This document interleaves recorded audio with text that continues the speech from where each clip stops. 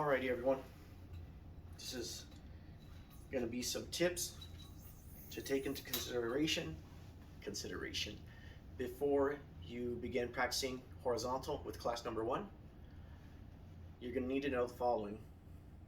We're going to hold the yo-yo different, and I'll go over that in class 1. It's like this, right? The yo-yo is going to rest on your thumb in the cup or on the body, right? But it's resting on your thumb, and these 3 fingers are keeping it in place. I'll explain more in class 1. Also, you might want to use your body weight to throw it. Now, this has to do with the way I'm going to recommend standing. If you don't feel comfortable standing the way I'm going to describe in class 1, which is your throw hand side more back and your non-throw hand side more forward. If you don't feel comfortable with that, then just forget about the stance. But when you do stand like this, it makes it easier to twist your body for that throw.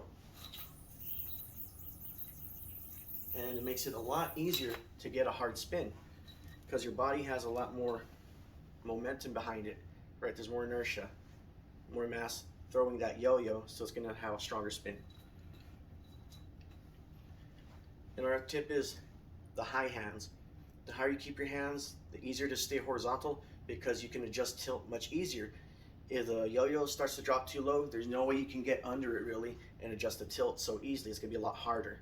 So when you keep your hands high, it's easier to stay horizontal and to manage the tilt. You're also going to want to have a shorter string than you normally would use.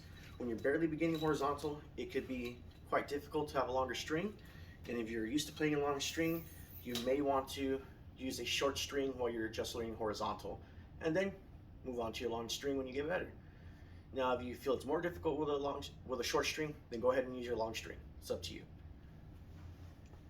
And it's going to take a lot of practice. So that's really all the tips I could give, and the rest I would just recommend watching class 1, and that'll get you started in horizontal.